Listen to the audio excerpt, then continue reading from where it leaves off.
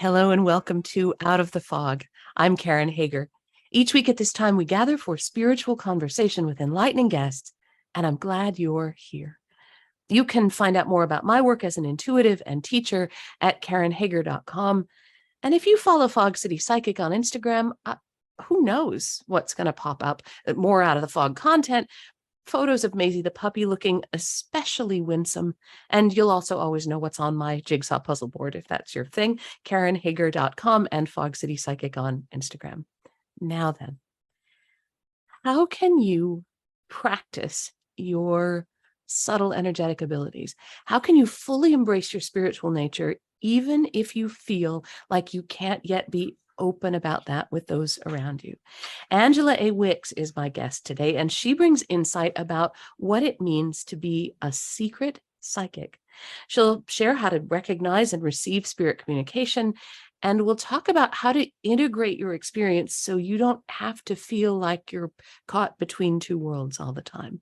Are you ready to meet her?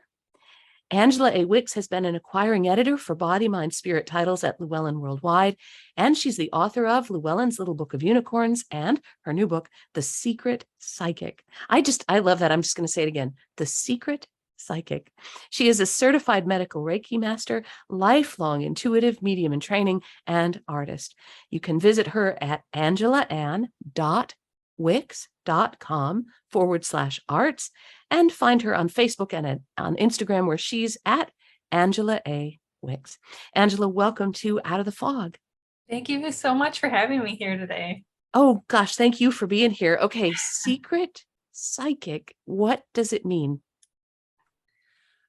For a lot of people, I think, who are experiencing insights of making use of their own intuition, or they have this strong sense of spirituality connected with their intuitive or psychic abilities, I think for a lot of people, these types of things tend to feel like abilities and interests that might not feel safe to share with other people around them, because they might be perceived as maybe being judged in some way. They might have fears about people dismissing their interests and their abilities, just for whatever reason it may be. I feel like there's this whole community of people who are the secret psychic, or people who are so interested and fascinated by these intuitive abilities and these spiritual interests and connections, who are kind of closeted and practicing in secret. And I was definitely one of those people Me for too. a very long time.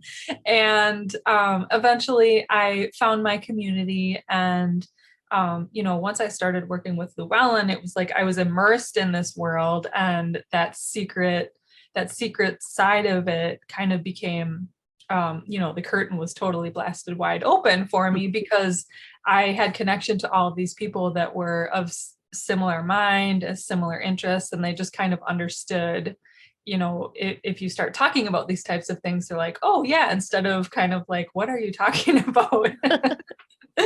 So that's really what the secret psychic is just, I think there's so many people that, if whether you're having a dream and you love interpreting the symbology of it, or if you're looking for signs in nature and your environment during your day for guidance, and how to maybe work through a certain challenge or situation you're going through.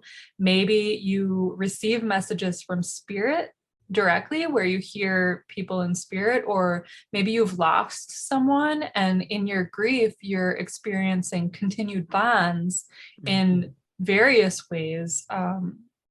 So there's so many different ways that we can be making use of our intuitive and psychic abilities. And again, I think increasingly it's becoming more accepted, but there's still a lot of stigma, feeling like for whatever reason you might need to keep this side of yourself secret. And there's a part of it that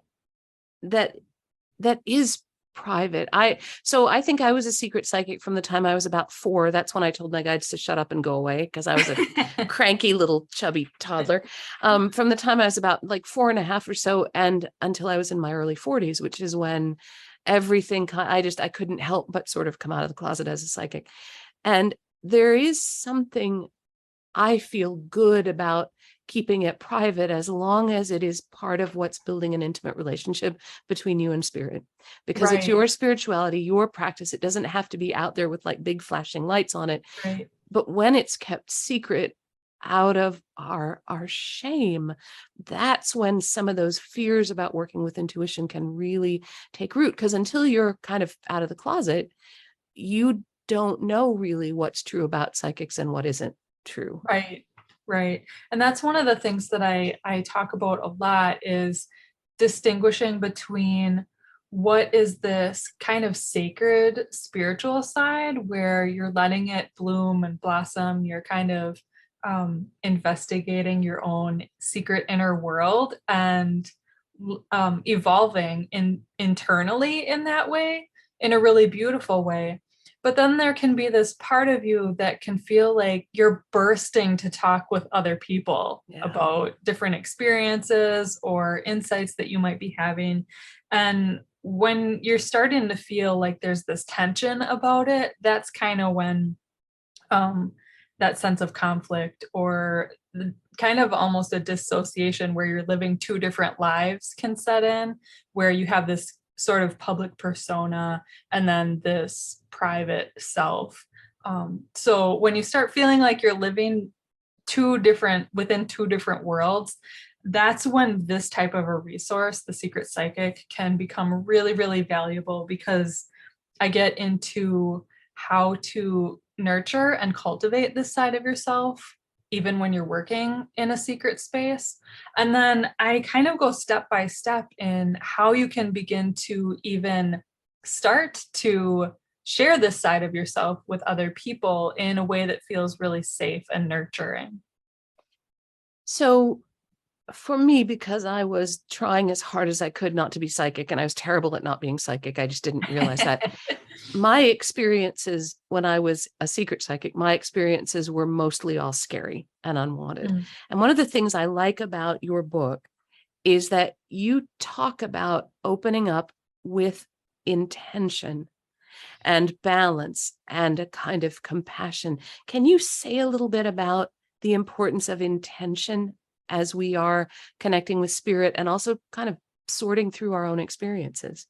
Right. Yeah.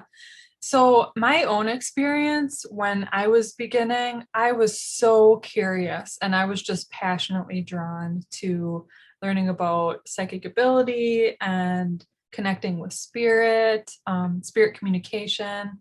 I was very, very interested. And so I read a ton of material and I started making these connections and opening up my own psychic abilities.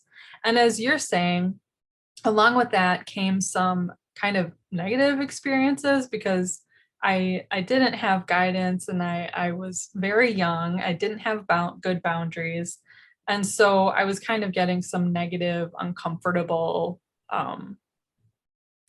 side effects, I guess you could say. And so for a time, I just sort of shut down. And like you said, I told my guides and everything, like, go away, I don't want to hear from you anymore. And I opened up later on in my life, in my 20s, much more intentionally. And I had people that I could ask questions to if I came up to a hurdle or I got uncomfortable in certain ways. It's kind of like, what can I do in this circumstance? What do I do when this type of thing happens? Or one example is when intuitive senses seep into your everyday life. This is something that can be very jarring. Yeah. For example, I talk about one instance when I was in a checkout line and I heard a full sentence in my own mind right before the cashier said it out loud. And when you're experiencing those types of psychic abilities, like where I'm hearing other people's thoughts, it's just so shocking. And it can be it can be amazing and really surprising in that way, but it can also feel like I don't want to be hearing other people's thoughts. Like, this is uncomfortable. I don't like these blurred boundaries. So when you go into it intentionally and you have a resource or a mentor or, some kind of access to information where you can intentionally be answering the questions to challenges that you're having, I think that can be incredibly helpful in moving past fear and shedding a light on things. So instead of confusion and fear and anxiety about things, you get the answers to what's going on and the tools to what you can be doing to go through things with more ease. Mm. When we spend all this time opening up, and some of it we open up with curiosity and we don't know what we're doing, so we're just kind of fooling around. And then later, as we're opening up with guidance from other people, from teachers and mentors and good books like yours, we put all this energy into opening up. How can we learn to find the off switch when we need it? How can we learn to kind of gentle things down so that we're not reading people's thoughts in the checkout line? One really incredible tool that I found, it came from Sherry Dillard, who is someone that I actually interviewed. In part two, I interviewed a range of different professional psychics, mediums, and subtle energy intuitives. And I asked them all these types of common questions and challenges that people might run into just to get a range of really quality responses that people can work with. And one of the practices that she had provided me when I was going through my own journey and I was experiencing a lot of intuitive slip-ins kind of at random points, Yeah. and I needed to set up better boundaries. She gave me this exercise of going into a meditation, and I include this step by step in the book as well. Going into a meditation and settling in, tuning into your own energy, and opening up, just letting your intuition know right now is a really good moment. If you have any messages for me, this is when I'm open to receiving them. So it's kind of intentionally taking this moment to download your intuitive voicemails that might have been stacking up that you might not have been paying attention to. And what this does is it helps to focus your ability and give it permission and let it know. It's like programming, where you have this moment, it's going to start recognizing, okay, I have this message for her. I know that there are these quality moments when she opens up. And so I'm going to be ready to give her this message when she opens up at an appropriate time instead of like when she's standing in the checkout line. Right. Right. That's so important. And that's so I also teach intuitive development. And one of the things that I always kind of tell students over and over again, you get to set boundaries. Right. These are your abilities. They are calibrated to you. Your guides are calibrated to you. All of this is calibrated to your individual energetic system. You can say, not now, thanks. Get back to me tomorrow at 9 a.m. And it's fine. It's not like a unicorn loses its horn or something. It's fine to set boundaries. Yeah, absolutely. Where do you feel intuitive information comes from? I think there's different sources. I think sometimes it's our own higher wisdom where we're tapping just into this higher knowledge and intuition that we have. I think sometimes it's coming from those we're connected to in spirit. So it could be friends or family who have passed on that you're connected with. It could be a spirit guide that works with you or some other honored spiritual figure that you're connected with that offers you guidance. And I just, different people consider it to be different things. Like you might think of it as God. I think of it as universal energy. There's animal guidance, and I think they're bringing us messages through that could be coming from family and friends or universal energy as well. So there's so many different resources that these messages can be coming through. Can you share with us just a little bit about your sister and about how her connection with you was part of this opening up on your path?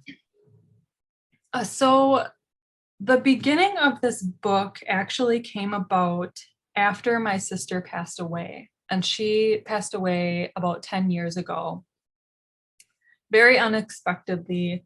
And in life, she was my one person that I could talk to about these types of things. We both had very strong interests in intuition and psychic ability and spirituality and energy healing. Just our interests were very, very aligned. And so when she passed away, immediately I knew I was still connected with her. I had a vision right after I heard that she had passed away, and it was her basically sharing with me where she was and getting this strong impression of what she was feeling in that moment, which was very powerful. And so when I started writing The Secret Psychic, I didn't actually know that she was going to be a part of this book. But after she passed away, I had been writing down different stories and experiences that I and other people had been experiencing in our continued bonds with her, because they were just so incredible and really powerful. And at the time I was thinking maybe I was writing a memoir, but eventually I let that go, and I just figured it had been my own kind of grieving exercise and staying connected with her in that way by writing down our stories. But as I was writing The Secret Psychic, I would be writing about, a certain ability or a type of exercise or a certain experience that I was going through, and I would think of certain stories that I had previously written down about her. And it was just like, oh my gosh, that would be such a good example of what I'm trying to talk about here. And that happened over and over and over again. And I could feel her like helping, like sitting with me and writing the book. It was really amazing. And so she is actually woven through this book very strongly.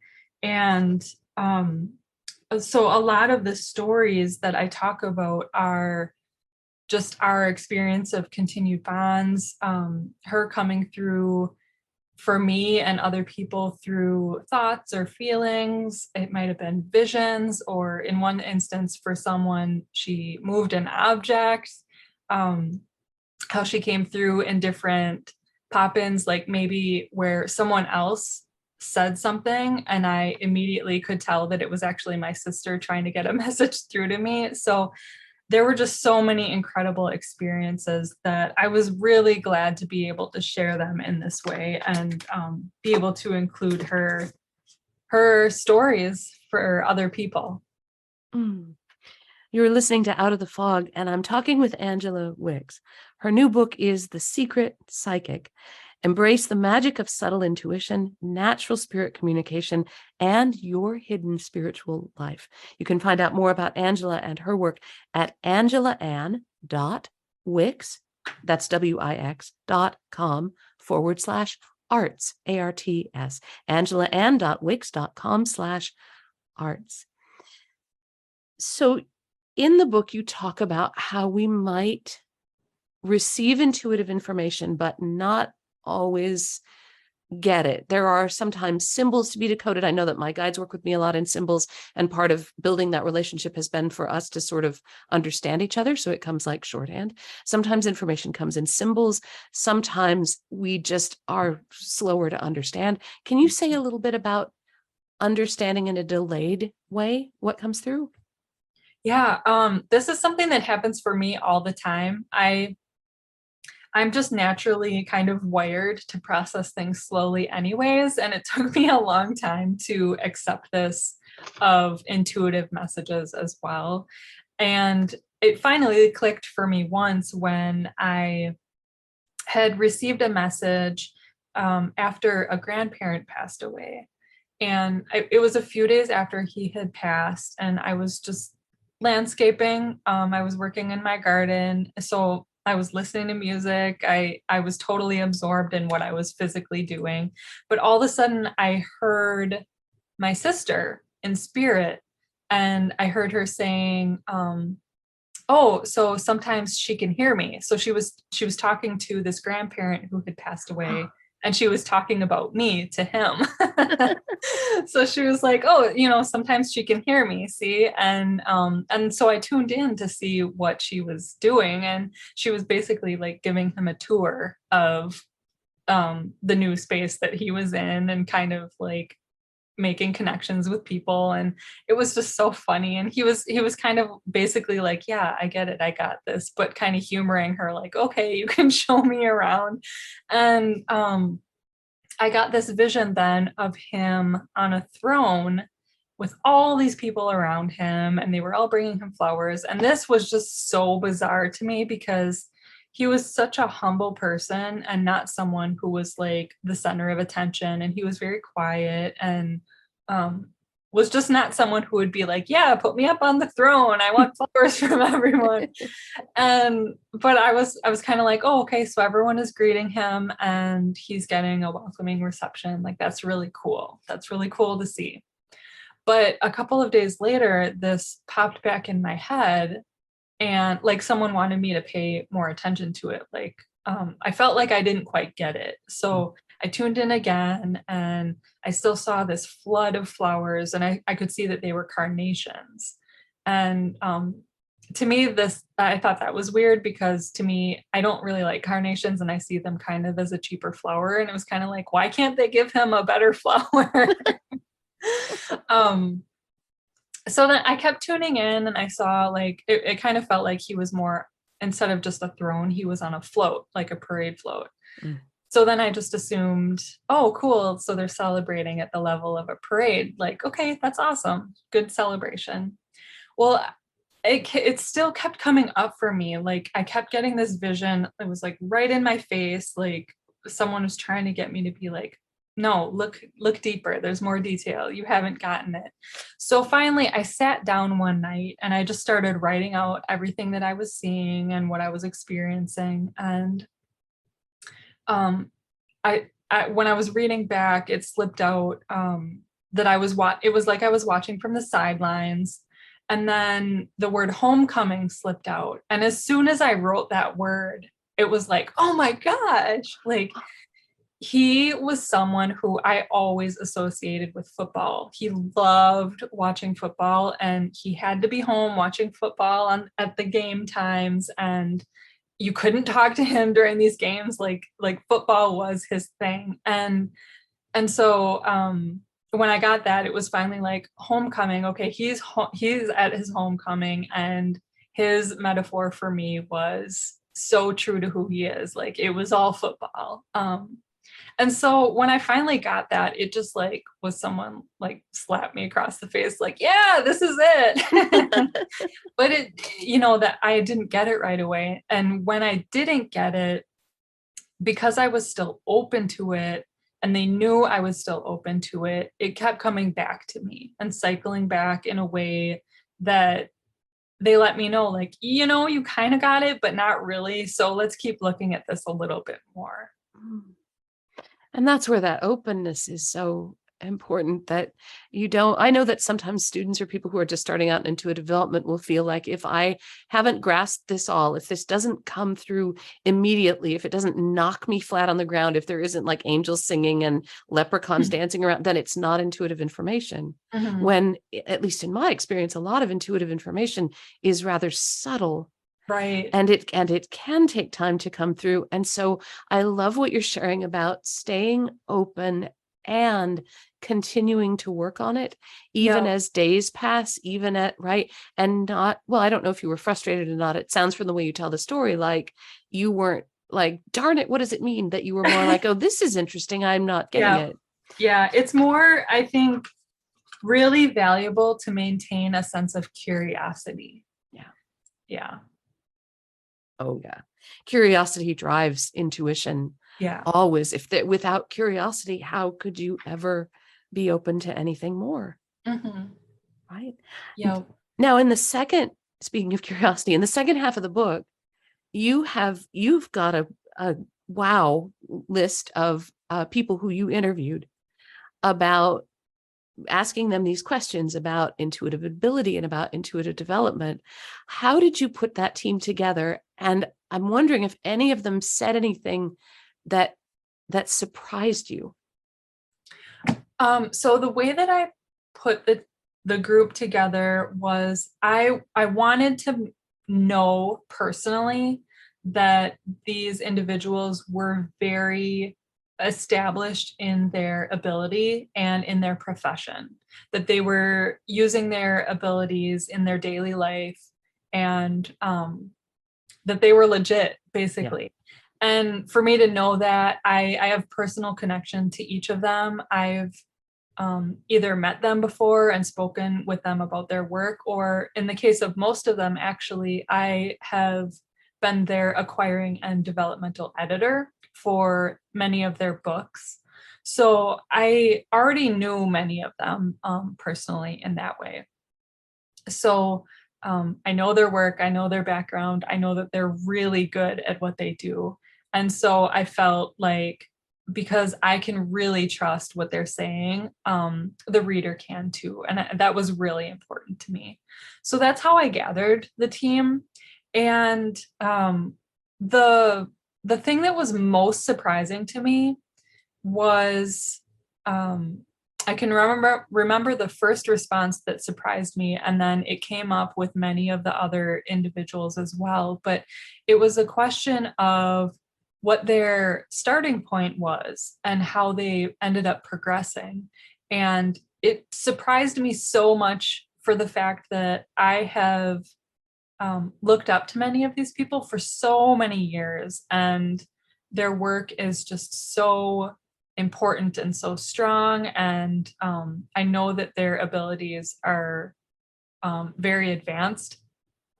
And so seeing their starting points was surprising to me, because for all of them, I could say, we started at the same point, and I think that that is really important for readers to see, that we all have this same, we're kind of a level playing field. We all have this starting point where we are probably a bit unsure. We don't quite know. We have an interest in these abilities because they're popping up for us, or we just have this really strong drive to learn about them for whatever reason. But it's kind of ingrained in us to seek it out. And, there's such a parallel to the way that we might be stumbling through them, or the different questions that we're asking, and the different hurdles that we run into. And that to me was the most surprising thing, was just how parallel everyone's experiences were. Mm. And how it's all part of the human experience. Exactly. Yeah. Yeah. Yeah. From me to each of these the contributors, to anyone who is reading this book, like, we all have these abilities. Some of us might be coming to it initially with a bit more of a natural inclination toward it, but I really firmly believe that everyone has these abilities, and that everyone can strengthen them if they have the interest to. So for someone who is listening to this and they're just about to open the book and they think, as I thought myself many times over the years, wait a minute, if I go forward with this, if I open this up, if I dig into this, something scary is going to happen. I'm not going to be protected. I'm not going to be able to control it.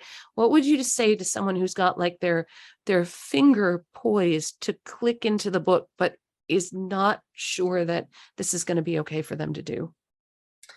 My main feedback on that is that there isn't in the realm of mediumship, the thought there is that when something comes up that's scary, it's usually coming from our own mind, because when you're working with spirit and intuition, you're working with a really high energy that has your well-being in mind.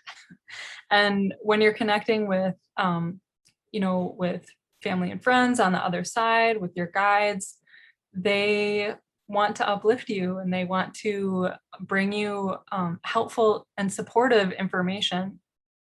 So for example, in my own experience, when I was younger and I didn't have really good boundaries but I was really interested in all of these like intuitive psychic abilities types of things.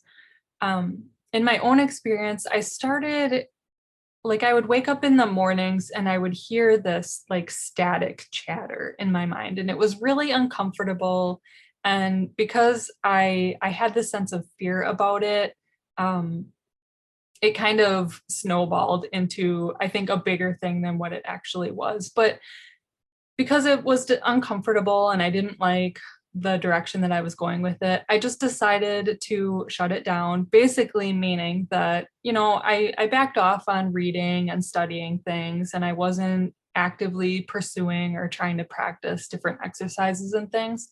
And then later on in life, when I felt more comfortable with exploring it again, I dove back into it. And this time I actually was taking classes with other people so that I could get some direct feedback when I had questions and work through different boundary issues and that type of thing. So my main point of feedback is I think the biggest negatives that we can run into are actually somewhat self-perpetuated in many instances. And in those cases, we can just take a step back and maybe set this aside for however long feels comfortable for you, and come back to it when you feel like your curiosity is kind of peaking again, and maybe come back to it in a different way. So instead of reading a book on your own, maybe take an online class or a class in person with someone, or you could even get a reading with someone and get guidance in that way from them. So it's basically within your control is what I'm trying to say. Yeah. And it's safe. These are Right. they're your abilities. Right. You get to discover them in your way. Yep. If you get scared, you can back up and Right. you can move forward again when you're ready. This is Right. Angela. Thank you so much for talking with us. This is a book that I would put on my list as being essential for someone who's interested in psychic development. It's super practical. It's got a lot of great resources. Thank you. Thank you for talking with us and for putting this book out there. You're very welcome. That is Angela Wicks. Her new book is The Secret Psychic: Embrace the Magic of Subtle Intuition, Natural Spirit Communication, and Your Hidden Spiritual Life. You can find out more about Angela and her work at angelaann.wix, wix.com/arts, ARTS, angelaann.wix.com/arts. And of course, you're always welcome over at Oh, I forgot something important. Wait a minute. Angela has an offer that I completely forgot about. So don't go we're not done with the show yet. Because if you'd like a signed copy of the book, what can they do, Angela? If you go to my website, go to the About or Contact page, there's a form there where you can provide me with your name and your mailing address, and just let me know that you would like a signed book plate, and I will sign that and send it off to you. And then you can stick it on the inside of the cover of the book so that you have a signed book. And that's totally free. And there's something cool about handwriting. There's Yeah. something cool, especially if you're feeling alone on your journey, if you don't have that community, if you're still building it. How cool is it to have something that you've written yourself with your very own hand? I can put that in the copy of my book and remember that every time I look at that, I'm remembering there's somebody else who's going through the same kind of journey I am. So I can't leave the show without bringing up that offer. Thank you for that. So that's at angelaann.wix.com/arts, and check it out. Get that signed book plate so you can put it in the front cover of your book. Now then, you're still welcome at KarenHager.com. You were welcome a couple seconds ago. Look, you're still welcome there. KarenHager.com is a great place to find out about upcoming classes and events. You can even book a private intuitive session with me there if you're so inclined. When you use the coupon code podcast when you book online, you get 20% off your session fee. How does that work? You go to KarenHager.com, you click the book a reading button, you choose your session length and date and time, put in your email address, and what's that? It's a green button. Click the green button that says have a coupon code and rejoice because you have a coupon code. Your coupon code is podcast. Type in podcast and that 20% discount is reflected at checkout. And there's more merriment awaiting you at when you follow Fog City Psychic on Instagram. I have no idea what's going to pop up there next, so go over there and take a look. And thank you for listening today. Together we are spreading a little more light in the world, and a little more light is always a good thing. Until next time, I'm wishing you peace.